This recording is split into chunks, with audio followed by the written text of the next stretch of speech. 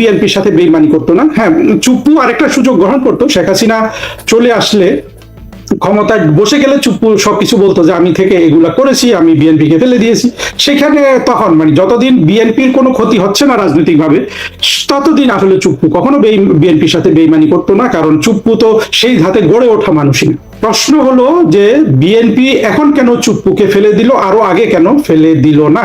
BNP এখানে অনেকগুলো চাতুর্যের অংশ, চাতুর্য না, প্রজ্ঞা বলেন এটাকে, রাজনৈতিক অভিজ্ঞতার ব্যবস্থা, মানে দেখা যাচ্ছে যে রাজনৈতিকভাবে একটা অভিজ্ঞতা আছে বিএনপি।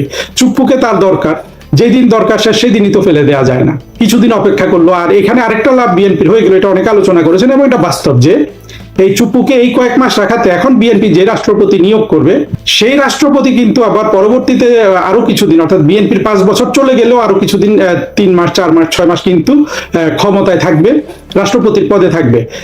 সেরকম একটা সময় বিএনপি তো এখন আমরাও জানি না বিএনপি কি ধরনের ইলেকশনের ব্যবস্থা করবে ভবিষ্যতে। ওই রকম অবস্থায় নিজের নিজস্ব বিশ্বস্ত লোক থাকলে যে অনেক উপকার হয়, এটা বিএনপি দেখেছে আব্দুর রহমান বিশ্বাসকে দিয়ে। কারণ আব্দুর রহমান বিশ্বাস ওই যে নাসিম, সেনাপ্রধান নাসিমের কুঠে গিয়ে দিয়েছিল খুব সে একেবারে সাফল্যের সাথে। তারপরে ইয়াজউদ্দিন তো জীবন বাজি রেখে কিন্তু এই বিএনপির পক্ষে খেটেছে। তো বিএনপি তো এইরকম বিশ্বস্ত লোক নিয়োগে, বিএনপিতে তো কোনো খন্দকার মোশতাক আসলে সেইভাবে নাই। হ্যাঁ, কিছু আছে, কিন্তু তারা আসলে খন্দকার, আওয়ামী লীগের যে ধরনের খন্দকার মোশতাক সেই রকম না।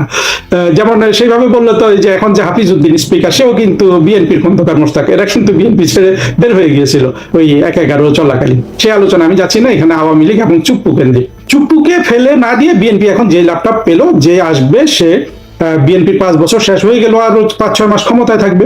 এই 5-6 মাসে নতুন কোন সরকার হবে, কি হবে, এগুলো যদি আব্দুর রহমান বিশ্বাস এবং ইয়াজউদ্দিন বিএনপির দুর্দিনে যেরকম কাজে লেগেছিল, অর্থাৎ বিএনপির ওই দিনগুলোতে আব্দুর রহমান বিশ্বাস জেনারেল নাসিমের কু ব্যর্থ করে দিয়ে, কিংবা ইয়াজউদ্দিন ইলেকশনকে ম্যানিপুলেশনে বিএনপির সাথে সম্পূর্ণরূপে মানে একজোট হয়ে কাজ করে যে উপকার করতে চেয়েছিল বিএনপির, এখন তারা সেই সুযোগটা গ্রহণ করতে পারবে। তবে এইখানে যে চুপ্পুকে ফেলে দেওয়ার আগে যে কাহিনী বলা হলো যে চুপ্পু বিলাতে গিয়ে শেখ হাসিনার সাথে কথা বলেছেন, এই জন্য ফেলে দিয়েছে, এটা কিন্তু কোনো প্রমাণ নাই।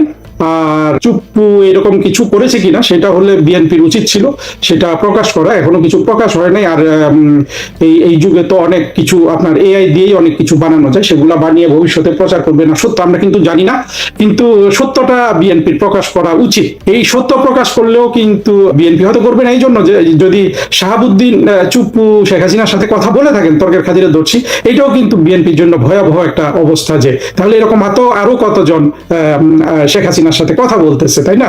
এই রাষ্ট্র তো শেখ হাসিনা 16 বছর শাসন করেছেন, সুতরাং শুধু চুপ্পুই যে কথা বলবে এমন তো না, অনেকেই তো কথা বলতে পারেন।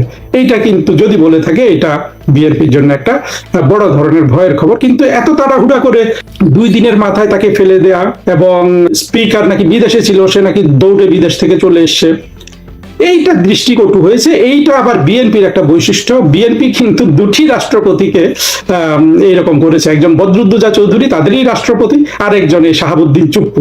এইটা আবার বিএনপির যে চিরাচরিত যে সন্ত্রাসী কায়দা, সেটার একটা বহিঃপ্রকাশ। এইভাবে চুপ্পুকে ফেলে দেওয়ার কোনো দরকার ছিল না। এটা নিয়ে একটু পরে আরেকটু আলোচনা করব। আরেকটা জিনিস হলো যে চুপ্পুকে কি বিএনপি জেলে নিবে, বিদেশ চলে যেতে দিবে, কি করবে? আমার মনে হয় জঙ্গিরা মোটামুটি যেই পরামর্শ দিচ্ছে তারেক রহমানকে, সেটাই তার জন্য ভালো হবে করা। চুপ্পুকে সে হয়তো বিদেশে যেতে দিবে না, আবার চুপ্পুকে জেলেও নেবে না। জেলে নিলে তো আরেকটা ফ্রন্ট খুললো, বিএনপি তো এমনিতে অনেক ফ্রন্টে এখন সমস্যা জর্জরিত, ফলে আমার মনে হয় না চুপ্পুকে তারা জেল টেল দিবে। তবে বিদেশে দিতে গেলে চুপ্পু কি করে না করে, আমি যদিও মনে করি যে আওয়ামী লীগের যেসব নেতা অনেক টাকার কুমির হয়ে বিদেশে চলে গিয়ে কিছুই করতে পারছে না, চুপ্পুও নানানভাবে ওইভাবে ধরা থাকবে, চুপ্পুরও আসলে কিছু তেমন করার থাকবে না। চুপ্পুর যেটা সত্যিকারের সময় ছিল করার, জীবন বাজি রেখে শেখ হাসিনার জন্য কিছু করার, সেটা ছিল 24শে আগস্টের জঙ্গি উত্থানের পরপর। সেই সময় তো আমরা চুপ্পুকে দেখলাম যে থরথর করে কাঁপছে ভয়ে। হ্যাঁ, এত সাহসী মানুষ, ওই সময় আসলে মানুষের চরিত্র প্রকাশ পায়। কিছু করতে না পারলেও চুপ্পুর তখন পদত্যাগ করা উচিত ছিল। পদত্যাগ করলে রাষ্ট্র জঙ্গিরা নিয়ে নিত, আফগানিস্তান হয়ে যেত। এগুলো অত্যন্ত ভুয়া জিনিস। বাংলাদেশ এমনিও আফগানিস্তান হয়ে গেছে, এর চেয়ে বেশি কিছু হতো না। এবং আজকে তারেক রহমানই ক্ষমতায় থাকতো, হয়তো এটা একটু ইন্টারনালি একটু মোর কেওটিক হতে পারতো, কিন্তু আসলে এর বেশি কিছু হতো না। কিন্তু চুপ্পু কেন পদত্যাগ করলো না? চুপ্পু কেন কোনো সাহসী ভূমিকা নিল না? চুপ্পু কেন বিএনপির সাথে একীভূত হয়ে গেল, এই আলোচনাটা আমাদের অত্যন্ত জরুরি। সেটা একটু করি। দেখেন, মূল জিনিসটা আমি মনে করি টাকার কুমির হওয়া চুপ্পুর যদি ইচ্ছাও থাকে শেখ হাসিনার জন্য কিছু করা, শেখ রেহানার জন্য কিছু করা, এটা সে টাকার জন্য করবে না। কারণ সে যেহেতু দুর্নীতিবাজ, সে যেহেতু অর্থের মালিক হয়েছে, তার চিন্তা হলো যে এই অর্থ আর কিছু না হোক, এই দুর্নীতির জিনিস বের করেই তাকে তারা জেলে নিতে পারে। এই ভয়ে কিন্তু চুপ্পু মূলত এই তারেক রহমানের সাথে একীভূত হয়ে গেছে। মূল জিনিসটা কেউ আলোচনা করছে, সেটা হলো চুপ্পুর অর্থ সম্পদ দুর্নীতির মাধ্যমে অর্জিত টাকা নিয়ে কেউ যাতে প্রশ্ন না তোলে, সেই চেষ্টাটা চুপ্পু করে গেছে, এখনো সে এটাই করে যাবে। এর বাইরে চুপ্পুর আর কোনো একটা কিছু করার নাই। এখানে প্রধানমন্ত্রী শেখ হাসিনা এই যে এইরকম ব্যক্তি দুর্নীতিতে আকণ্ঠ নিমজ্জিত, এদেরকে দিয়ে উনি যদি আশা করেন যে ভালো কিছু পাবেন দুঃসময়ে, সেটা আসলে পাবেন না, কিন্তু পান নাই, এটাই প্রমাণিত হয়েছে। আর এইটাই বলে যে তাহলে বিএনপির কি করা উচিত ছিল, চুপ্পুকে অবসরের মানে চুপ্পুর পদে এইভাবে খালি না করে কি করা উচিত ছিল? বিএনপি যদি একটা প্রজ্ঞাবান রাজনৈতিক দল হতো, তাহলে তারা চুপ্পুকে সাংবিধানিক পথে যেটা অভিশংসন আছে সেটা করতো। এটা করতে তো বিএনপির কোনোই সমস্যা নেই। বিএনপির এটা তো জামাত, বিএনপি, এনসিপি 300, ওদের 350 এমপি আছে এখন, সবাই কিন্তু এটাতে ভোট দিত। সেটাতে করলে বিএনপিকে বলা হতো যে তারেক রহমান রাজনৈতিকভাবে একটু পরিপক্ক হয়েছেন। এখন যেটা হয়েছে এটা পুরোটাই মাস্তানি।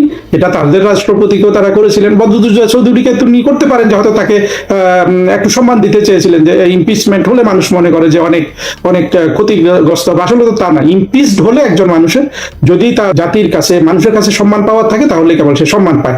এই পথে শাহাবুদ্দিন চুপ্পু যেই পথে গেল, এই পথে বিএনপিরও বদনাম হলো, শাহাবুদ্দিন চুপ্পুরও বদনাম হলো। আসলে দুইটা পক্ষই এখানে একটা, চুপ্পু তো আসলে কিছুই করার নাই। বিএনপি একটা কুৎসিত কাজ করলো, চুপ্পুকে এইভাবে তড়িঘড়ি করে সরিয়ে দিয়ে। তড়িঘড়ি করে ওরা সরাতে পারতো, যে তারা সংসদ বসিয়ে একদিনে, এটা 1 ঘন্টার কাজ, তারা 2 লাইন লিখে ইমপিচ করে দিত তার কোনো একটা দোষ টোষ বলে। তাহলে অন্তত আইন কানুন মানার যে একটা, যে আমি কিন্তু আমার যত অসুবিধাই হোক, আমার কিন্তু স্বাধীনতাটা আছে। এটাই আমি রাষ্ট্রপতি চুপ্পুকে বলেছিলাম যে এই লোক বঙ্গবন্ধুর সৈনিক বলে নিজেকে, শেখ হাসিনার প্রণাম করতে চায়, সালাম করতে চায়, কিন্তু আবার দেখেন তারেক রহমানের অধীনে চাকরি করতে তার কিন্তু কোনো সমস্যা হচ্ছে না। তো এই জায়গায় আর কি চুপ্পুর সাথে আমার একটা পার্থক্য আপনি ধরে নিতে পারেন। আসলে কারণ হচ্ছে, দেখেন, আমি ইমিগ্রেশনে চাকরি করার কারণে পৃথিবীর বিভিন্ন এয়ারপোর্টে ইমিগ্রেশনের কাজ করেছি, ইমিগ্রেশন অফিসার হিসেবে আছে।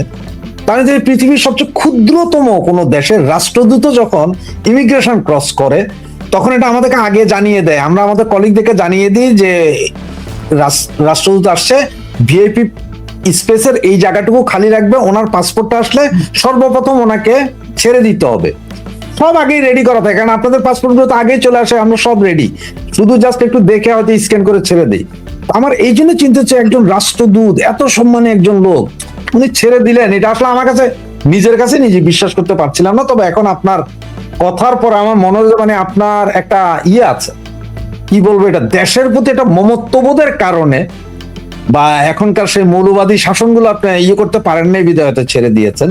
যাক, আপনাকে আমার দ্বিতীয় যেটা প্রশ্ন, সেটাও কিন্তু আপনার সেই একই কূটনীতিক, ইউনূস গভর্নমেন্টের আমলেই ছিলেন উনি। এক সময় ভারতে, কলকাতাতে বসে বেশ কিছু পোস্টার ছাপিয়েছিলেন শেখ হাসিনাকে যাতে কলকাতা থেকে বাংলাদেশে ব্যাক করানো হয়। ওই সময় 3-4 বার কথা বলেছেন, লাইভে আসার জন্য বলছেন, কিন্তু উনি আসতে রাজি হননি। আজকে দেখলাম উনি পদত্যাগ করেছেন। জিজ্ঞেস করলাম কি ব্যাপার ভাই, বলে যে আমার আরো 6 মাস আছে, কিন্তু আমি আর চাকরি করব না। এটা কারণটা কি? উনি হঠাৎ করে উনিও চাকরি ছাড়ছেন কেন? উনি তো সবচেয়ে প্রিয় পাত্র ছিলেন ইউনূসীয় সরকারের, এবং এই সরকারের অবশ্যই। আমি জানি না রাশেদ, তবে সাধারণত যে কারণগুলো ঘটে এই জায়গায়, এই তো ইউনূস নিয়োগ দিয়েছে, তো এখন হয়তো তারেক রহমানের আরো ঘনিষ্ঠ সাংবাদিকরা ধরছে, বিভিন্ন জায়গায় তদবির করছে, যেটা হয় আসলে বাস্তবে, তদবির করছে যে দেখো কোথায় কি করা যায়। বলছে না, ওইখানে একজন আছে, ইউনূস দিয়েছে, আমরা বলছি ঠিক আছে, ওকে চলে আসতে বলো। হয়তো বা সরকার তাকে বলেছে যে তুমি চলে আসো। এখন অনেক সময় চলে আসতে বললে তারা নিজেরাই আবার আগে থেকে এইরকম ফেসবুকে দিয়ে নিজের মান সম্মান রক্ষা করে। সাধারণত এই ছেলেটা যত মানে এর পোস্ট তো এমন বড় কিছু না, এই পর্যায়ে এটার বেশি ঘটার কিছু আমি কিন্তু দেখছি না আর কি। আচ্ছা আচ্ছা,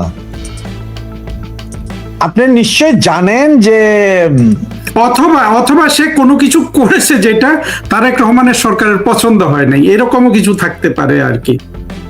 তেমনও কিছু থাকতে পারে। আবার আরো কিছু হয়, যেমন এখন ওই মিশনে আমি যতদূর জানি ডেপুটি হাই কমিশনার নাই।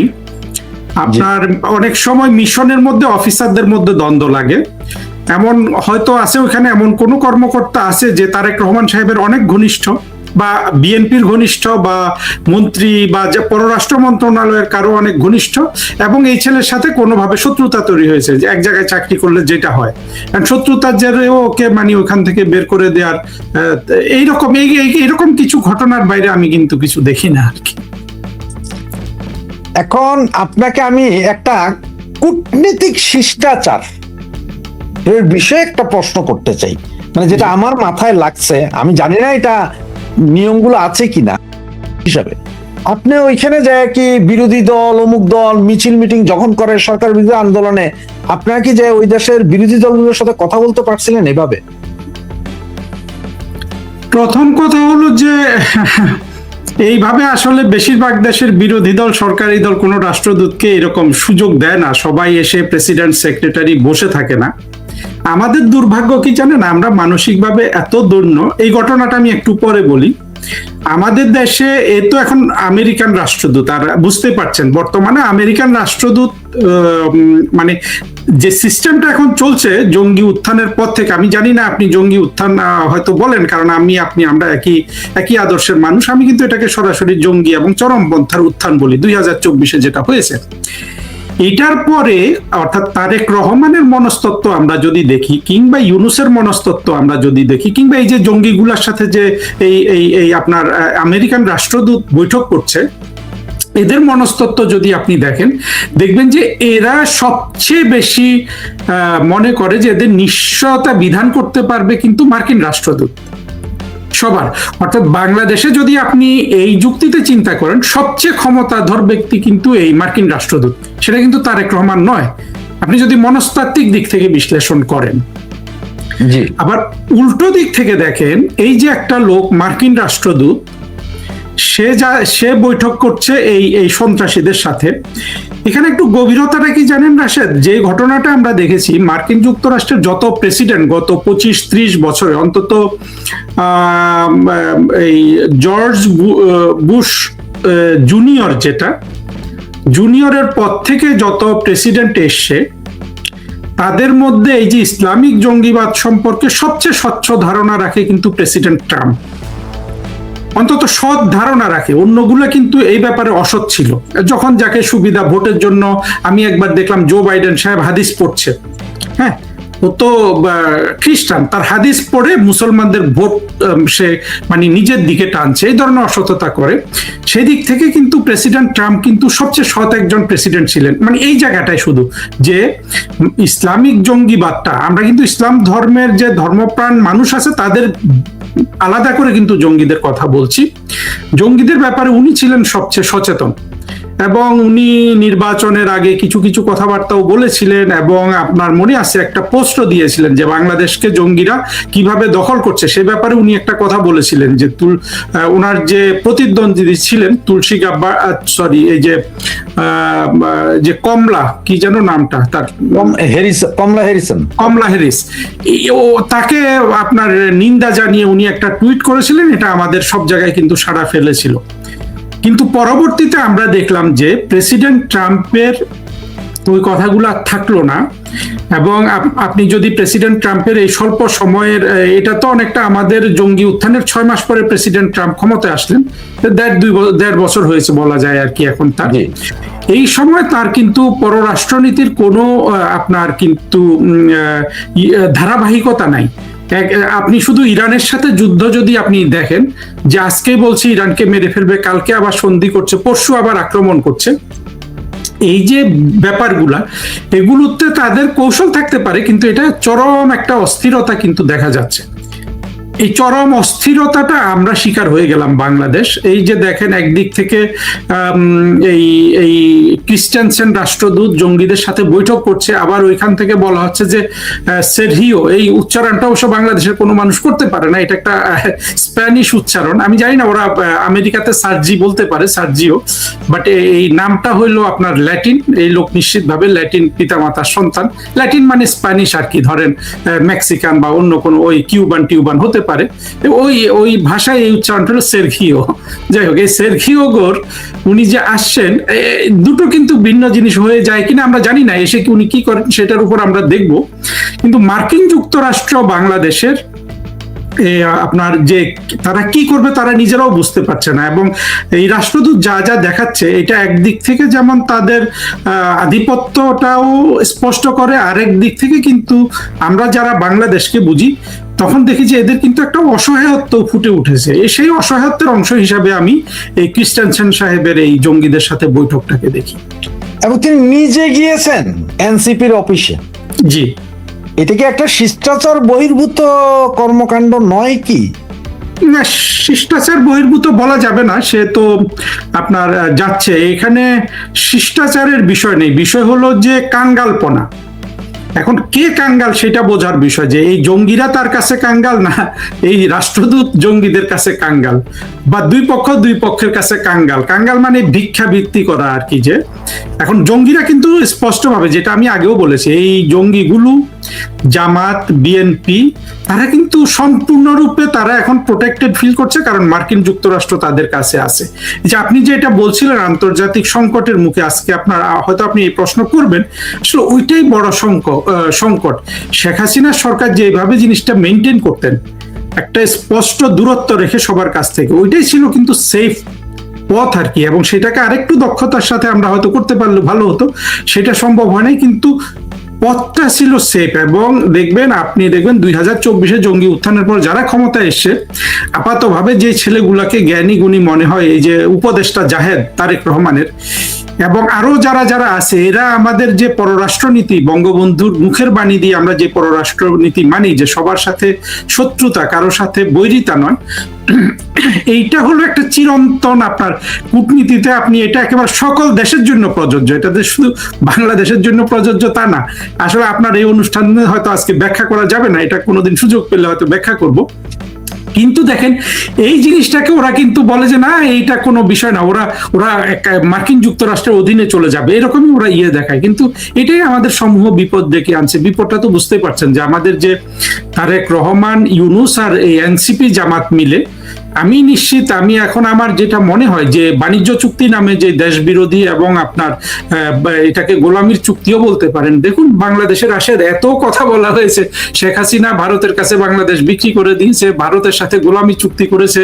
আপনার ওইটা নিশ্চয়ই মনে আছে বা দেখেছেন বা জানেন যে 25 বছরের একটা সম্প্রীতি চুক্তি হয়েছিল বঙ্গবন্ধুর সাথে ইন্দিরা গান্ধীর, আপনার বাংলাদেশ স্বাধীন হওয়ার পর মৈত্রী চুক্তি বলা হতো, বা এই চুক্তিটা, সেই চুক্তি যদি আপনি পড়েন, আমি ওই চুক্তি পড়েছি, আমিও এখানে চাকরি করেছি, প্রতিটা কথা হলো ইকুয়াল। ভারত যা বাংলাদেশকে দিবে, বাংলাদেশ ভারতকে তাই দিবে।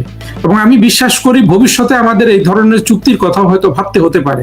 ওই চুক্তিতে কোথাও কিন্তু ইনইকুয়ালিটি ছিল না, যে আপনি আমাকে বেশি দিবেন, আমি আপনাকে কম দিব। কিন্তু এই চুক্তিটা যদি আপনি পড়েন, আমরা তো সবাই দেখেছি, কিছু না কিছু পড়েছি, এইটা কিন্তু সম্পূর্ণরূপে অসাম্য। এতটাই অসাম্য চুক্তি যে এমনকি আনু মুহাম্মদের মতো চিহ্নিত বাংলাদেশ বিরোধী লোকগুলোও কিন্তু অন্তত জনসমক্ষে বলতে বাধ্য হচ্ছে যে এটা একটা অসাম্য চুক্তি। ফলে আমরা যদি বাংলাদেশের গত 54-55 বছরের ইতিহাসটা দেখি, একটা মাত্র গোলামি চুক্তি, আমি অন্তত গোলামি চুক্তি এই দৃষ্টিভঙ্গি থেকে বলছি যে গোলামি চুক্তি কথাটা আমরা হাজারবার শুনে এসেছি বাংলাদেশের স্বাধীনতা বিরোধীদের মুখ থেকে। কি শেখ হাসিনা গোলামির চুক্তি করেছে, আওয়ামী লীগ গোলামির চুক্তি করেছে, যদিও তারা কখনো কোনো গোলামির চুক্তি বের করে দিতে পারেনি। এবং ওই যে 25 বছরের যে চুক্তি ছিল, এটাকেও বিএনপি সবাই গোলামির চুক্তি বলতো। সেই কৌতূহল থেকে আমি ওই চুক্তিটা পড়েছিলাম, এবং সেই চুক্তি আর কেউ, আওয়ামী লীগ সরকারই সেটা কিন্তু আর নবায়ন করে নাই, কারণ আসলে এই যে কথাবার্তা হয়, আমার ধারণা এই ভয় থেকে, ভবিষ্যতে এই ভয়গুলো আসলে জি আমাদের আর পেলে চলবে না। কিন্তু যে জিনিসটা হলো, দেখেন, আমি বলি যে বাংলাদেশের মানুষের উপর এটা একটা গজব হিসাবে এসছে। এই লোকগুলোকে গিলানো হয়েছে যে ভারতের সাথে আওয়ামী লীগ গোলামির চুক্তি করে, এই করে সেই করে, সত্যি ইউনূসই একটা গোলামির চুক্তি করে দিল, এবং বাংলাদেশের মানুষ এটা হজম করছে। আপনার যে অনুষ্ঠানের যে আজকে যে শিরোনাম, যে সংকট, এটা কিন্তু একটা দীর্ঘমেয়াদী সংকট। এখান থেকে তারেক রহমানদের আপনার উদ্ধার পাওয়ার দুটো রাস্তা আছে, আমি এটা বলি। একটা রাস্তা হলো রাজনৈতিক বিরোধীদের সাথে, সেটা একমাত্র আওয়ামী লীগ, আর কারো পক্ষে সন্ধি করা, আওয়ামী লীগের কাছে প্রোটেকশন চাওয়া, অথবা অহংকার করে আমেরিকার কাছে প্রোটেকশন চাওয়া। আর আমেরিকার কাছে প্রোটেকশন ওরা চেয়ে যাচ্ছে এখন পর্যন্ত, এটা কিন্তু তাদের জন্য বড় বিপদের বিষয়। কারণ আপনি বিশ্বটা এখন আমেরিকার একক নেতৃত্বে কিন্তু চলছে না, এবং আমেরিকা সব জায়গায়, আপনি তো প্রচুর অনুষ্ঠান করেন এগুলো নিয়ে, সব জায়গায় কিন্তু নাস্তানাবুদ হয়ে যাচ্ছে। একটা মাত্র দেশ যেখানে আমেরিকা সত্যিকার অর্থে বিজয় লাভ করেছে 2024 জঙ্গি উত্থানের মধ্য দিয়ে, গত 15-20 বছর যদি আমরা দেখি আমেরিকান পররাষ্ট্রনীতির সাফল্য, সেটা হলো এই বাংলাদেশ। আমি আবার আপনার একটা ব্যক্তিগত কথায় আসি, যদি আমরা আন্তর্জাতিক সংকটের বিষয়গুলো কথা বলবো, একটা ব্যক্তিগত আপনার কথায় আসি। আপনার হঠাৎ ওই দিন একটা স্ট্যাটাস দেখলাম যে আমার পাসপোর্টটি ফেরত দিন। আপনার পাসপোর্ট কি চুরি হয়ে গেছে নাকি?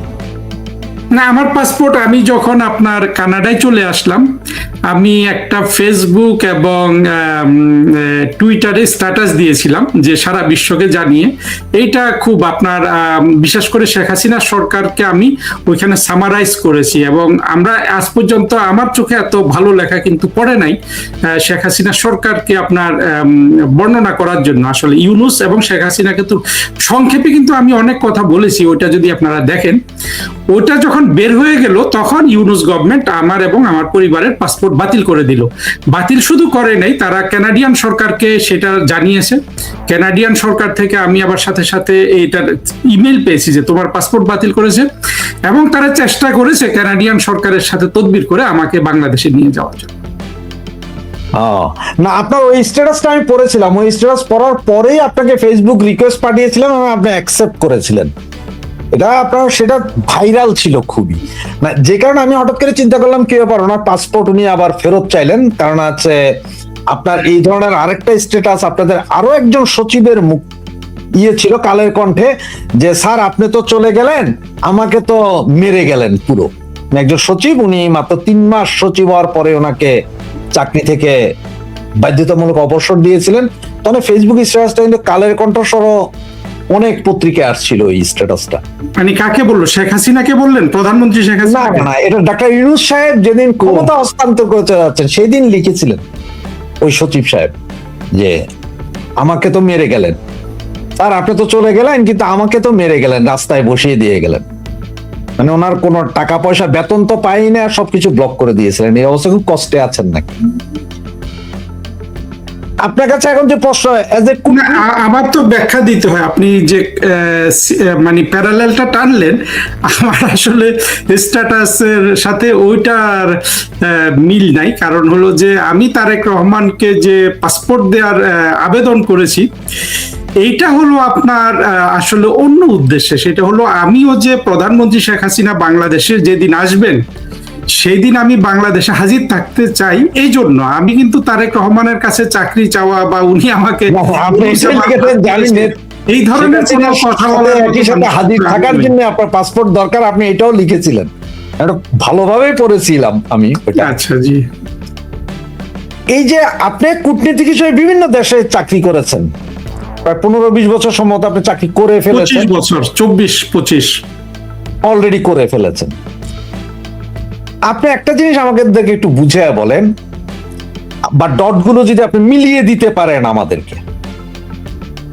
তারেক রহমান মালয়েশিয়া গেলেন, মালয়েশিয়া থেকে চায়না গেলেন, চায়না থেকে বাংলাদেশে আসলেন। বাংলাদেশে আসার পরে একদম চুপ, মুখে কুলু পেটে বসে আছেন। কি হলো না হলো জানি না, আমরা জানি যে কিছু সমঝোতা স্বাক্ষর হয়েছে। এরই মধ্যে চায়নার পররাষ্ট্র মন্ত্রণালয় থেকে গত 1 সপ্তাহ আগে, 7-10 দিন আগে ঘোষণা দেওয়া হলো যে রোডস অ্যান্ড বেল যেটা হচ্ছে কুমিং পর্যন্ত, সেটার কার্যক্রম চলমান। তার মানে চলমান মানে হচ্ছে তারা চায়না থেকে মায়ানমার হয়ে বাংলাদেশে ঢুকবে, এটা চলমান। এই ঘটনার 2 দিন পরে আমরা জানতে পারলাম যে সার্জিও গোর বাংলাদেশ সফরে আসছেন।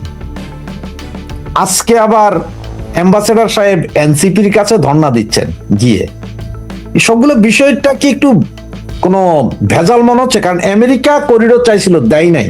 তৎকালীন সময় ব্লাডি করিডোর বলা হয়েছিল আমার সেনাপ্রধান। এখন চায়না যখন বলছে করিডোরের কাজ চলমান, তার মানে চলমান, এটা 100% শিওর, নাহলে এমনি বলে না। এটা দেশের পররাষ্ট্র মন্ত্রণালয়। তারেক চুপ, সার্জিও কেন আসছেন, কি কূটনীতি চলতেছে, কি হইতে পারে আপনার মনে হয়, বা কোনো ডট যদি মিলাইতে পারেন যে কি হচ্ছে আসলে? দেখুন যে আমাদের যে জঙ্গি শ্রেণী ক্ষমতাটা গ্রহণ করেছে, এরা আসলে এদের কোনো ধরনের আপনার এসব জিনিস বোঝার কোনো প্রজ্ঞাই নেই। ওরা একসাথে যেটা ভাবে, জঙ্গিদের যারা আপনার মনে করেন যে ইন্টেলেকচুয়ালি যারা গাইড করতে চায়, এমনকি তারেক রহমানের সরকারকেও আপনি মনে করেন যে তাদের মধ্যে আপনি আমরা পাবলিকলি তো দেখি শাহিদুজ্জামানকে দেখি, সাকিব আলীকে দেখি, আপনি নিশ্চয়ই দুইজনকেই চেনেন। জি, সাকিব আলী ফরেন সার্ভিসের একজন ফর্মার ফরেন সার্ভিস অফিসার, সেই লোকও চাকরি ছেড়ে দিয়েছে পাকিস্তান প্রীতির কারণে। আমি চাকরি থেকে চলে এসেছি আসলে মুক্তিযুদ্ধ প্রীতির কারণে। সুতরাং তার সাথে আমার একটা বিপরীতমুখী মিল বলতে পারেন আর কি। এরা দেখেন, এরা কিন্তু ওই জিনিসটা স্বপ্ন দেখে যে পাকিস্তান যেহেতু একই সাথে মার্কিন যুক্তরাষ্ট্র এবং চীনের সাথে ভালো সম্পর্ক রাখতে পারে, বাংলাদেশ কেন পারবে না? এটা হলো ওদের মূল জায়গা। সে এটার ব্যাখ্যাটা একটু কঠিন, আমি সেদিকে যাচ্ছি না, কিন্তু আসলে বাংলাদেশের পক্ষে এইটা সম্ভব নয়। বাংলাদেশে আপনি জানেন এই যে এখন যে ক্রিস্টিয়ানসেন রাষ্ট্রদূত আছে, সে কিন্তু প্রকাশ্যে ঘোষণা দিয়ে এসেছিল বাংলাদেশে আসার আগে যে চীনের আধিপত্যে যাতে বাংলাদেশ না পড়ে সেটা হবে আমার কিন্তু কাজ। আবার তারেক রহমানের আপনারা দুটা দেশ সফর এটা বলতে পারেন না, আসলে উনি মালয়েশিয়া গেছে। এইটা মালয়েশিয়াটা হলো যে একটা ট্রানজিট পয়েন্ট ছিল, তার আসলে উদ্দেশ্য ছিল চীন ভ্রমণ করা। এখন এই লোকগুলা তো তাদেরকে আসলে প্রভাবিত করে যে চীনের সাথে, আপনি দেখবেন গৌতম দাস আরেক জামাত প্রমোটার বাংলাদেশের, সেও কিন্তু বারবার, এমনকি পিনাকি, এরাই কিন্তু বিএনপির ইন্টেলেকচুয়াল ক্যাপাসিটি। কারণ বিএনপির অভ্যন্তরে তো আমি কোনো ইন্টেলেকচুয়াল ক্যাপাসিটি দেখি না। বিএনপির অভ্যন্তরে কি আছে, যে ফাহাম আব্দুল সালাম, ওর তো লিমিটেশন আরো অনেক বেশি। রেজাউল করিম রনি, এই ছেলেটা, এই বাচ্চা পোলাপান, এদের লিমিটেশন অনেক বেশি। আবার যদি আপনি পররাষ্ট্র মন্ত্রণালয়ে দেখেন, পররাষ্ট্র মন্ত্রণালয়ে আছে পররাষ্ট্রমন্ত্রী ডক্টর খলিল, ইন্টেলেকচুয়ালি ব্যাংকরা। সে চাকরি করেছে বিভিন্ন দেশে, ঠিক আছে, একজন ইউএন কর্মচারী হিসাবে ওকে, কিন্তু ইন্টেলেকচুয়ালি জিরো। আর যে হুমায়ুন কবির যে আছে, একে আপনি যদি ভালোভাবে পর্যবেক্ষণ করেন, আপনি দেখবেন যে এ হলো যে এনসিপির যে ছেলেগুলা আছে তার ইন্টেলেকচুয়াল ক্যাপাসিটি ওই লেভেলের, অর্থাৎ মাহফুজ বা ওইখানে যারা যারা আছে। আর শামা ওবায়েদ একটা ডিসেন্ট নারী হিসাবে, ঠিক আছে, অল্প বয়সী, উনি কাজকর্ম শিখছেন। এই হলো তার। আর তারেক রহমানের নিজস্ব যে যোগ্যতা, এবং তার সরকারের মধ্যে 2-3টা মন্ত্রী, আপনি মনে করেন যে মির্জা ফখরুল অর্থমন্ত্রী, আমির খসরু, এরপরে সালাউদ্দিন সাহেব, এর বাইরে যদি আপনি তারেক রহমান সরকারের মন্ত্রীগুলো দেখেন, আপনি বুঝবেন যে এদের কত দন্য দেশে। দেখেন, আমি নিজে কত গালাগালি করি আওয়ামী লীগ সরকারকে, বলি যে এই অদক্ষতা ইত্যাদি ইত্যাদি, কিন্তু আমরা যদি ভালোভাবে দেখি, আওয়ামী লীগ সরকারের সবচেয়ে অদক্ষ মন্ত্রীটাও এখন দেখা যাচ্ছে যে, আমি কি একটু লম্বা করে ফেলছি, বাট সময় প্রশ্নের ওই জায়গায় আসবো। তারেক রহমান সরকারের মানে আমাদের প্রধানমন্ত্রী শেখ হাসিনার সরকারের সবচেয়ে অদক্ষ মন্ত্রীটাও এখন দেখা যাচ্ছে যে তারেক রহমান সরকারের সবচেয়ে দক্ষ মন্ত্রীটার চেয়ে ভালো ছিল বিভিন্ন দিক থেকে। এই ধরনের একটা অবস্থায় তারেক রহমান সরকার চালাচ্ছেন। এই অবস্থায় আপনার যখন একটা সরকার এতটা দুর্বল থাকে, এবং সেই সরকার, তারা তো সব জানে, আপনার চীন বলুন, আমেরিকা বলুন, আমেরিকা একটু বর্তমানে সারা বিশ্বে তাদের প্রজ্ঞার দিক থেকে ঘাটতি আছে, আপনার স্টাডি করার ক্ষেত্রে ঘাটতি আছে, ওরা অত গভীরে যায় না, চীন কিন্তু অনেক গভীরে যায়। তারপরেও এই জিনিসগুলো খুবই সহজ সরল। এই যে আপনি ইলেকশন বলেন, ইলেকশন যেটা হলো 50% বাংলাদেশের, আমরা ধরে নিতে পারি জনগণ কিন্তু এই ইলেকটোরাল প্রসেসের বাইরে ছিল, আমরা সবাই কিন্তু এই প্রসেসটার বাইরে ছিলাম।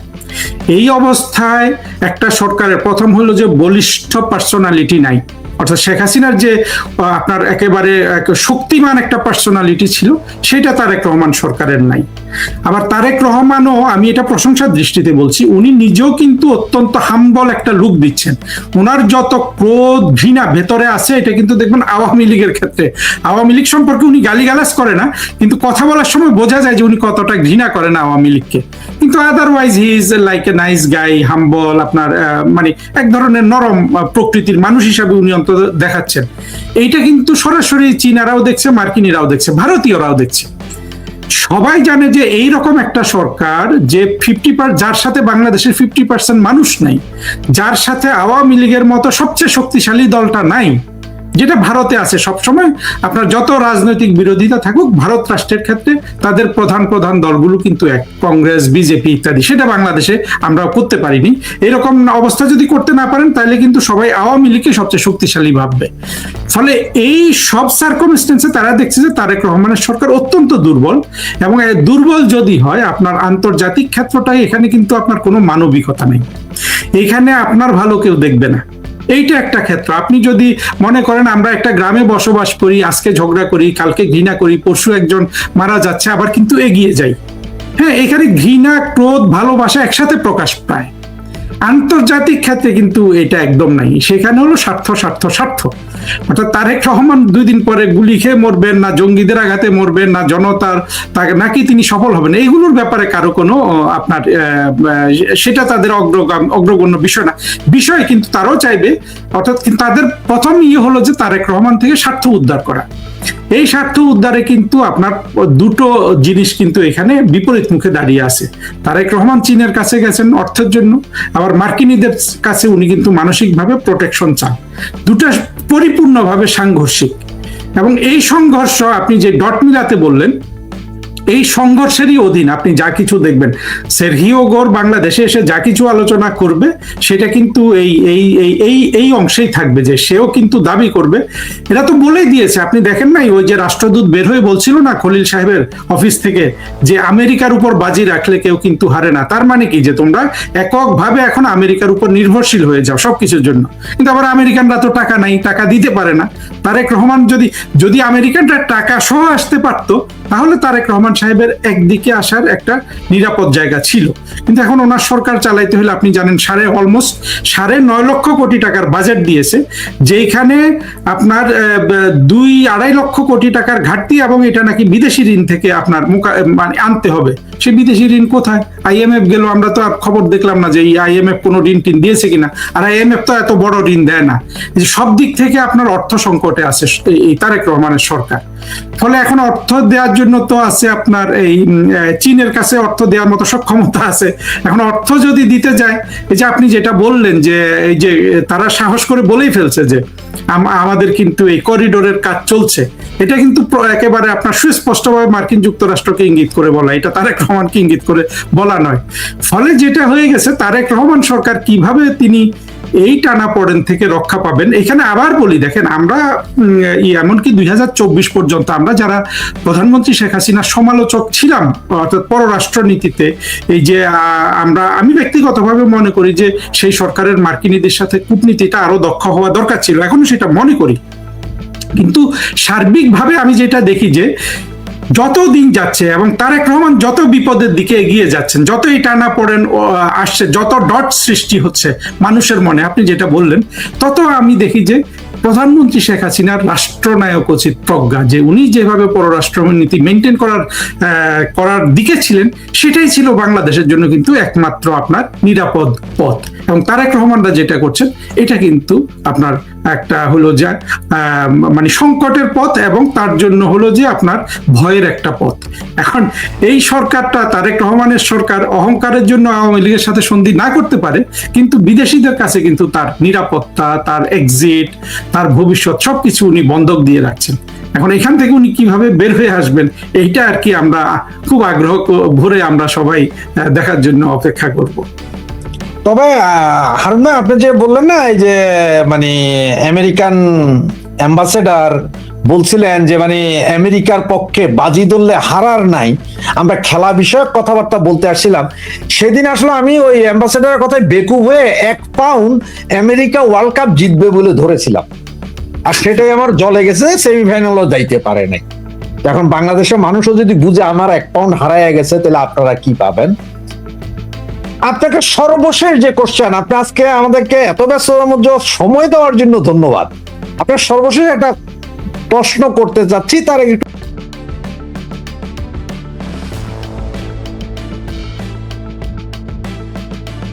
পত্রিকা বলছে যে রাষ্ট্রপতি শেখ হাসিনার সাথে কথা বলেছেন কোথায়? লন্ডনে এসে।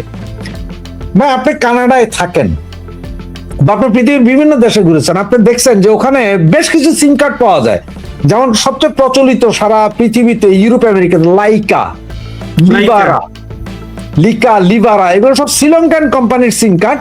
এর রেজিস্ট্রেশন লাগে না, অটোমেটিক ওপেন থাকে। এটা যে কেউ মোবাইলে ঢুকাইয়া 10 টাকা ভরলেই হোয়াটসঅ্যাপ চালু, যে কোনো নাম্বার দিয়ে হোয়াটসঅ্যাপ ডাউনলোড করতে সেকেন্ডের ব্যাপার।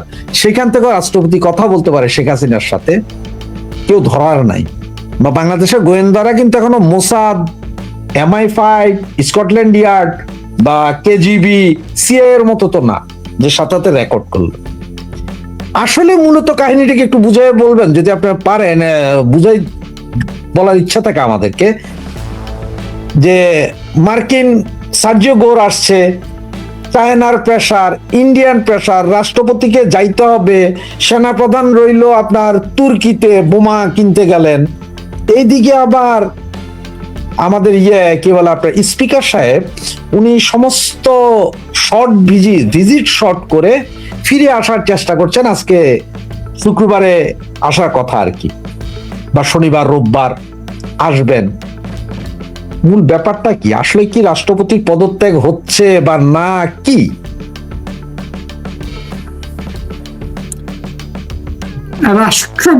দেখুন, আমি তো আপনি বুঝতে পারছেন, আমি আসলে যেটা জানি না সেটা বলতে পারবো না, কিন্তু যে জিনিসটা বলা যায় খুব ভালোভাবে সেটা হলো তারেক রহমান আর চুপ্পু কিন্তু বন্ধু নয়। অর্থাৎ চুপ্পু যতই চেষ্টা করুক তারেক রহমানের আস্থা অর্জন করতে পারবে না। চুপ্পুকে তারেক রহমান ততক্ষণই রাখবে যতক্ষণ চুপ্পুকে তার প্রয়োজন আছে। আপনারা একটা জিনিস নিশ্চয়ই খেয়াল করেছেন যে এমনকি স্বরাষ্ট্রমন্ত্রী সালাউদ্দিন সাহেবও সংসদে বলেছেন যে তখন তারা যা বলেছে আমরা সব মেনে নিয়েছি, কারণ মেনে না নিলে যদি ইলেকশনটা না দেয়।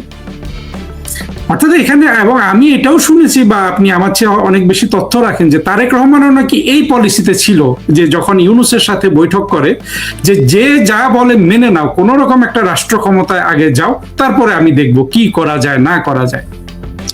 এরপর রাষ্ট্রপতি সাহেব তো ধরেন আপনার নির্বাচনের পরে যে বক্তৃতা দিলেন, বা এই যে কয়েকদিন আগে জুলাই সন্ত্রাসীদের জুলাই উদযাপনে যে বক্তৃতা, তাতে তো মনে হচ্ছে যে উনি পারলে শেখ হাসিনাকে না গলায় দড়ি দিবেন, নিজ হাতে দড়ি পরাইয়া দিবেন।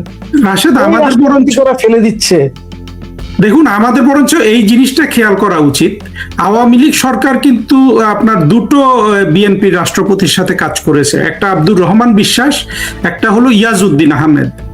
প্রধানমন্ত্রী শেখ হাসিনা যখন 2009 সালে আপনার শপথ পাঠ করেন, উনি কিন্তু ইয়াজউদ্দিনের হাতে শপথ পাঠ করেছিলেন। তখন আপনি খোঁজ নিলে দেখবেন যে ওই দুই রাষ্ট্রপতিকে দিয়ে আওয়ামী লীগ তাদের কোনো বয়ান হাজির করতে পারে নাই না। অথচ দেখেন এই চুপ্পু, এই জন্য আমি অনেক ক্ষেপে গেছি এই চুপ্পুর উপর। চুপ্পু শুধু, হ্যাঁ হতে পারে এখন আওয়ামী লীগের অনেক লোক এটাও বিশ্বাস করে যে চুপ্পু কোনো রকম পড়ে আছে, যে সে একটা পাশা উল্টে দিবে, তারেক রহমানকে ফেলে দিবে, শেখ হাসিনাকে নিয়ে আসবে, এই ধরনের আশা কিন্তু অনেকের মনে আছে। কিন্তু চুপ্পুর কি সেই সুযোগ আছে? এই সুযোগ যদি থাকে আপনার ওয়াকারের আছে, চুপ্পুর কিন্তু এই ধরনের কোনো সুযোগ নেই। আজকে যদি যে গণজোয়ার সৃষ্টি হয়, যেটা আমরা আশা করছি এবং যেটা হবে শেখ হাসিনা আসলে, চুপ্পুকে সরিয়ে যদি আপনার মাহমুদুর রহমান কিংবা লুৎফুজ্জামান বাবরকেও যদি ওই জায়গায় রাখে, চুপ্পু যা যা করবে শেখ হাসিনা আসলে, অর্থাৎ পাশাটা উল্টে গেলে লুৎফুজ্জামান বাবরও একই ব্যবহার করবে। ঠিক চুপ্পু যে ব্যবহারটা করেছিল শেখ হাসিনা সরকারের পতনের পর, যে আগ্রহ নিয়ে বাকি কাজগুলা করেছিল, ওই যে ইউনূসকে শপথ পড়ানো টড়ানোতে। চুপ্পুর একদিক থেকে এই জায়গায় শুধু ভূমিকা রাখার সুযোগ আছে অনেক বড় ব্যক্তিত্বের মানুষ হলে, যেটা আসলে চুপ্পুর থেকে আশা করা যায় না, ওয়াকারের থেকেও আশা করা যায় না। অনেক সময় পাকিস্তানি কিন্তু এরকম কিছু কিছু রাষ্ট্রপতি করে দেখিয়েছে এবং সাকসেসফুলও হয়েছে, কিন্তু সেই রকম আপনার সেটা ব্যক্তিত্ব লাগে, সেটার জন্য আপনার ব্যাগেজ কম লাগে। এই চুপ্পু ওয়াকার সেই ধরনের মানুষ নয়। এখন এই চুপ্পুকে, এখন এই যে কথা বলেছে, যেটা বললেন আপনি, এটা কথা বলেছে কিনা, এখন চুপ্পুর তো নিজে অস্বীকার করেছে যে না, কেউ প্রমাণ করতে পারবে না, আমি এমন কথা বলিনি। এটা না, এটা আমি দেখলাম বিভিন্ন জায়গায় উনি চ্যালেঞ্জ করছে যে এটা নাকি আমার দেশে বের হয়েছিল, আমার দেশ থেকে খবরটা ডেইলি স্টার ছাপিয়েছে, এবং ডেইলি স্টারকে কোট করে অনেকে বলছে যে ডেইলি স্টার যেহেতু বলেছে, আমার দেশ বললে না হয় মিথ্যা কথা, ডেইলি স্টার তো মিথ্যা কথা বলে না, সুতরাং ডেইলি স্টারে যেহেতু এই খবর ছাপা হয়েছে নিশ্চয় সত্য কথা। এখন কথা বলেছে কি বলে নাই এ নিয়ে আমি কি মন্তব্য করবো? সম্ভব এটা লুকোনো, আবার এমনও হতে পারে কেউ শুনে ফেলেছে, রাষ্ট্রপতির আশেপাশে চাকর বাকররাও লিক করে দিতে পারে। মানে আমি তর্কের খাতিরে বলছি যে কথা যদি বলে থাকে শুধু যে ওই মোবাইল থেকে চেক করতে হবে এমনও তো না। মনে করেন যে অনেক সময় শত্রুতাও করে, না বললেও বলবে যে মনে করেন যে রাষ্ট্রপতির একটা চাকর আছে, সে এই রাষ্ট্রপতি তাকে কোনোদিন একটা লাথি মারতে চাইছে, অনেক চাকরও কিন্তু ধ্বংস করে দিতে পারে। চাকর বলছে যে দেখ তোরে আমি কোনোদিন দেখাবো, চাকর গিয়ে বলছে যে আমি শুনছি সে যখন হোটেলের রুমে ছিল সে ইয়ের সাথে কথা বলছে, আমি নাস্তা দিতে গেছি বা হাত পা টিপতে গেছি, কোনো একটা যে সময় দেখি যে শেখ হাসিনার সাথে কথা বলে। মানে কত ধরনের আপনার জিনিস হতে পারে, এটা অচিন্তনীয়, মানে কোনো শেষ নাই। আপনার আস্থার সম্পর্ক যদি না থাকে, অর্থাৎ যেটা তারেক রহমান আর চুপ্পুর মধ্যে থাকার কোনো সুযোগ নাই, ফলে একটা পিয়নও যদি বলে যে আমি শুনেছি উনি শেখ হাসিনার সাথে কথা বলছেন, সবাই কিন্তু এটাকে আমলে নিবে। আর পিয়ন যদি চালু হয় আরো বেশি আমলে নিবে। ধর আমরা সবাই একসময় গত 24 মাস তো শুনছি যে রাষ্ট্রপতি ছিলেন এস আলমের সবচেয়ে প্রিয় লোক। এস আলম প্রোভাইডেড রাষ্ট্রপতি, শেখ রেহানার অনুরোধে, ছোট বোনের অনুরোধে বড় বোন ওনাকে রাষ্ট্রপতি বানিয়েছেন। আচ্ছা, এই পর্যন্ত আমাদের ঠিক আছে। সালাউদ্দিন সাহেব তো আবার শেখ কি বলে আপনার এস আলমের আত্মীয়। উনি যখন বাংলাদেশে আসছেন এস আলমের গাড়ি ঘোড়া চালাইছেন, শিলংয়ে এস আলমের পয়সায় উনি জীবন নির্বাহ করছেন গত 8 বছর। এরপরও চুপ্পুকে বিশ্বাস করা গেল না। তো এটা কি চুপ্পু সাহেব বুঝেন নাই যে ওনাকে আসলে রাখবেন না? আমি এই প্রশ্নটা আপনাকে এই জন্য করছি, যদি উনি বুঝে ছাড়তেন তাহলে সবচেয়ে সুবিধার জন্য ছিল উনি যখন লন্ডনে ছিলেন তখনই তো উনি এখান থেকে বলতে পারতেন আমি পদত্যাগ করিলাম। বাইন্ধা নেওয়ার ক্ষমতা তো কারো ছিল না। এখন তো উনি পদত্যাগ করলে ওনারা অ্যারেস্ট করতে পারে, সরকার চাইলে জেলও হইতে পারে। তো পাবলিকের চাপে ওই যে এনসিপির পান্ডাগুলা তো আছে, মৌলবাদীগুলো আছে। আপনার কি মনে হয়? আমার মনে হয় চুপ্পুকে ওরা অ্যারেস্ট করবে না, মানে আমার আপাতত মনে হয় আর কি করবে না। কারণ অ্যারেস্ট করা মানে হলো যে আরেকটা ফ্রন্ট ওপেন করা, কিছুই না। চুপ্পুর কোনো ক্ষমতা না থাকলেও জেলে গেল, একটা রাষ্ট্রপতিকে অ্যারেস্ট করেছে, এইটা একটা একটা মানে তাহলে আরো ভালোভাবে বলি, ভালোভাবে বলো মাথায় যদি একটুখানি বুদ্ধিও থাকে তাহলে অ্যারেস্ট করবে না। হ্যাঁ, এইটার সাথে আপনার একটা চুপ্পুকে আমি রাষ্ট্রপতি হিসাবে এখন আর স্বীকার করি না, কিন্তু তারেক রহমান তো দেখাচ্ছে তারেক রহমানের রাষ্ট্রপতি সারা বেকার। চুপ্পুর হাতে তারেক রহমান শপথ পড়েছে চুপ্পুর মানে মুখে। তো সেই দিক থেকে আবার যখন অ্যারেস্ট করবে এইটার এক ধরনের জবাবদিহিতার আপনার উপলক্ষ দাঁড়িয়ে যায়। সেই ঝামেলা কি তারেক রহমান নিবে? বুদ্ধি থাকলে নিবে না, এখন কি করবে আমি জানি না।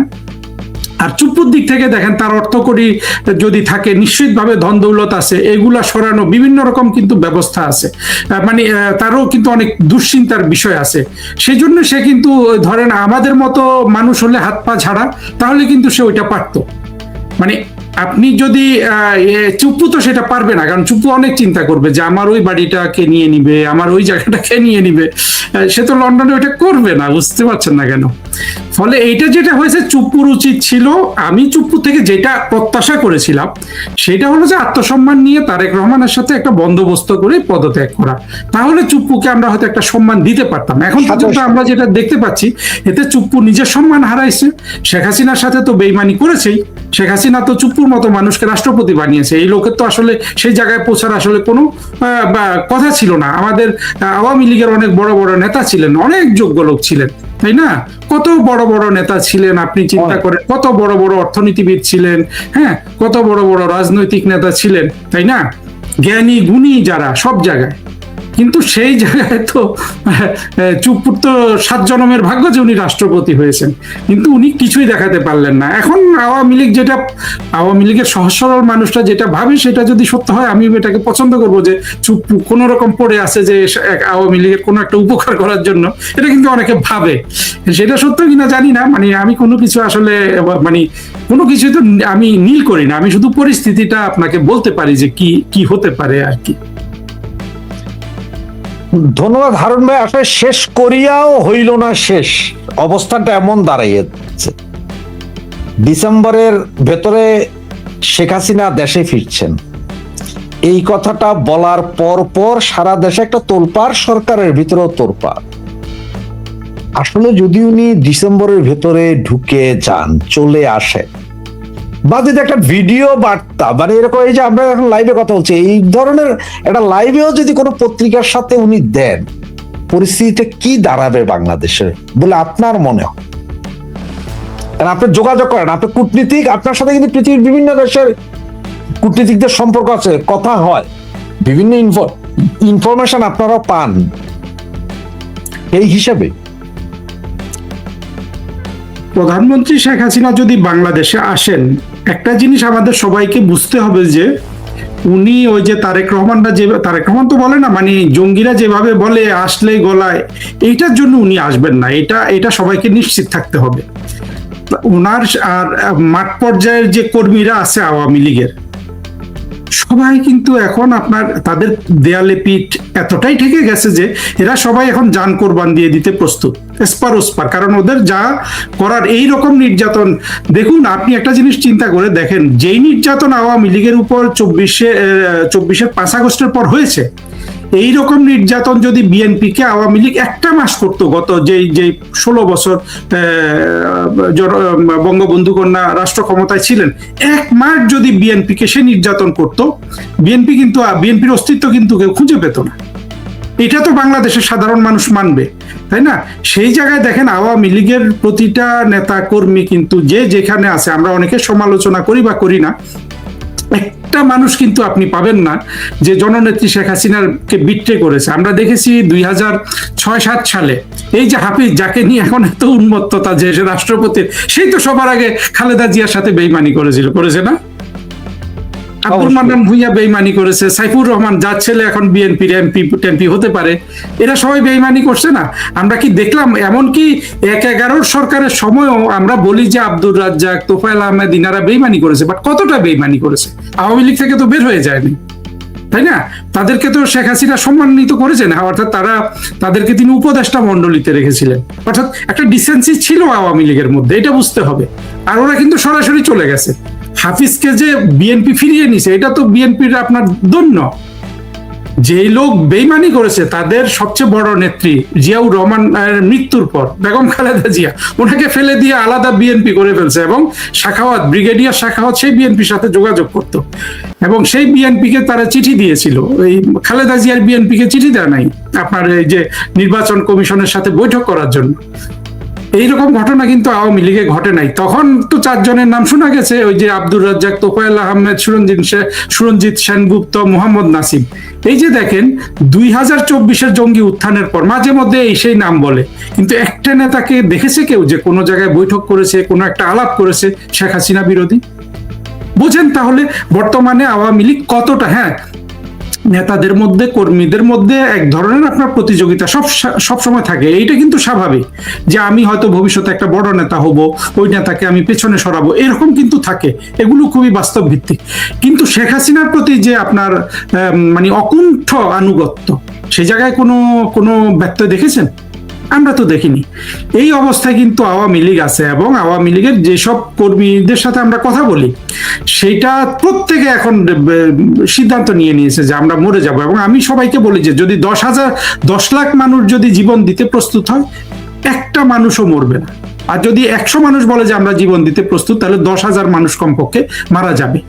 ফলে জননেত্রী শেখ হাসিনার কর্মীদের ওইভাবে আসলে প্রস্তুতিটা নিতে হবে। আর আপনি আন্তর্জাতিক ক্ষেত্রে যেটা বলেছেন, দেখুন আন্তর্জাতিক ক্ষেত্রে ভেতরে কি হচ্ছে না হচ্ছে সেটা বাদ দেন, সেটা আমি আপনাকে একটা বললাম, আপনি বিশ্বাস করলেন না বা আপনার দর্শকরা বিশ্বাস করলো না। কিন্তু যে জিনিসটা বুঝতে হবে যে প্রথম কথা হলো তারেক রহমান সরকারের যেই মূল শক্তি 2024-এর জঙ্গিরা, যেটা এখন এনসিপিতে সংঘবদ্ধ হয়েছে, যেটার আসলে মূল ফাদার সংগঠন হলো জামাত, হেফাজত, এদেরকে সারা পৃথিবীর কেউ ভালোবাসে না, এমনকি পাকিস্তান রাষ্ট্রটাও ভালোবাসে না।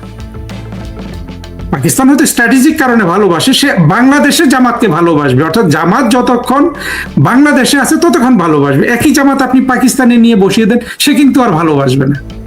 আপনি একই আওয়ামী লীগকে পাকিস্তানে নিয়ে বসিয়ে দেন, সে কিন্তু আওয়ামী লীগকে ভালোবাসবে। কথাটা বুঝতে জটিল, কিন্তু সহজ কথা হলো জঙ্গিরা এত অজনপ্রিয় সারা পৃথিবীতে, ফলে এইটা তারা দেখেছে যে আপনি মার্কিন যুক্তরাষ্ট্র ওই যে রাষ্ট্রদূত যেটা বলেছিল যে আমাদের উপর বেট করে, উনি খেলা নিয়ে বলেছে, বাট মূল কথাটা হলো যে রাজনীতির কথা, যে মানে বেট করবে কার উপর। এই যে তারাও জানে যে এই যারা 2024 রাষ্ট্র ক্ষমতায় এসেছে এদের উপর ব্যাট করে মানে বাজি ধরে আপনার আসলে তো জনগণের সমর্থন তারা পাবে না, অর্থাৎ এদের সেই বলিষ্ঠতা নাই এবং জনসমর্থন নাই। আর সবচেয়ে বড় কথা হলো এরা সন্ত্রাসী গোষ্ঠী, এরা ওইখানে থাকলে তারা বিনিয়োগ করতে পারবে না, অনেক সমস্যা আছে। চীনও তাই দেখছে, ভারতও তাই দেখছে। ফলে যত দিন যাচ্ছে প্রত্যেকটা রাষ্ট্র এটাই অনুভব করবে যে শেখ হাসিনা আমাদের অপছন্দের হলেও বরঞ্চ শেখ হাসিনার সাথে ডিল করা আমাদের জন্য অপেক্ষাকৃত বেশি স্বার্থে। এই ধরনের অস্থিতিশীল আপনার এই অন্ধ এবং আপনার মধ্যযুগীয় শক্তিগুলোর সাথে সন্ধি করাচ্ছে শেখ হাসিনার মতো একটা প্রগতিশীল এবং বলিষ্ঠ নেতৃত্বের সাথে সমঝোতা করা, কূটনীতি করা অপেক্ষাকৃত বেশি লাভজনক। একটা জিনিস জানেন, আমাদের যে কূটনীতি, আমরা যদি বাংলাদেশটা আবার আমরা যে হাতে পেতে যাচ্ছি, এখন কিন্তু দেখবেন যে আমাদের যেসব ভুল ভ্রান্তি হয়েছে এগুলা 100% হয়তো বন্ধ হবে না, কিন্তু অনেকাংশে মানে আমরা তো একটা, শেখ হাসিনা নিজেই তো বলেছেন যে আমার দল এখন একটা প্রাকৃতিক শুদ্ধিকরণের মধ্য দিয়ে যাচ্ছে। এই শুদ্ধিকরণটা দেখবেন যে আপনি কূটনীতিতে এর প্রতিফলন দেখবেন, অর্থনীতিতে এর প্রতিফলন দেখবেন। আজকে আমি বাংলাদেশের যারা অর্থনীতি নির্মাণ করেছিলেন শেখ হাসিনার সময়, ওই রকম একজন অর্থনীতিবিদের সাথে আমি কথা বলছিলাম। আমি জিজ্ঞেস করেছিলাম, স্যার আপনি কি 3-4-5 বছরের মধ্যে আপনি কি অর্থনীতিটা ফিরিয়ে আনতে পারবেন? উনি তো একেবারে কনফিডেন্টলি বললেন যে অবশ্যই পারবো, আমি বঙ্গবন্ধুর সৈনিক এবং পারবো, এবং আমরা পরিশ্রম করব। উনি পরিশ্রম করতে রাজি। এই যে একটা জিনিস, আমাদের প্রজ্ঞার অভাব নাই, আমাদের সুনীতির অভাব নাই, আমরা পৃথিবীর স্রোতের সাথে কিন্তু আছি, আমাদের সভ্যতার শক্তি আছে, আমাদের কাছে ইতিহাসের শক্তি আছে, কোনোটাই তারেক রহমানের সাথে নাই। এই জিনিসগুলো আজকে ইন্ডিয়ানরা অনুভব করছে, এটা আপনার ইয়েরাও অনুভব করছে, ভারতীয়রা চাইনিজরা অনুভব করছে, মার্কিনিরা অনুভব করছে। শুধু কারা এটাকে উৎসাহিত করছে? যাদের আসলে আপনার অনেক বড় ভেস্টেড ইন্টারেস্ট আছে, যেমন পাকিস্তান কি চায় যে বাংলাদেশ, ওই যে ইমরান খানের সময় বিভিন্ন টক শোতে গিয়ে পাকিস্তানি বুদ্ধিজীবীরা বলতো না যে ইমরান খান তোমার আমাদেরকে বানানোর দরকার নাই, উর্দুতে বলতো যে সুইজারল্যান্ড বানানোর দরকার নেই, বাংলাদেশ বানিয়ে দাও। এটা তো তাদের কি ঘা লেগেছে না, যে আপনার ওদের কলিজা কিন্তু একদম ছিদ্র হয়ে গেছে। তারা চাচ্ছে যে পাকিস্তানিরা যেন ওই কথাটা আর বলার সুযোগ না পায়, অর্থাৎ বাংলাদেশ আবার এতটা গরিব হয়ে যায় যে অন্তত ভারতের কথা বলুক। পাকিস্তানিরা কিন্তু তাতেও খুশি হবে যে ভারতীয় বুদ্ধিজীবীরা যদি বলে যে আমাদেরকে সুইজারল্যান্ড বানানোর দরকার নাই, ভারত বানিয়ে দাও, তাদের অন্তরে এত বড় ঘা লাগবে না। যদি বলে যে আমাদেরকে বাংলাদেশ বানিয়ে দাও, তাহলে পাকিস্তানের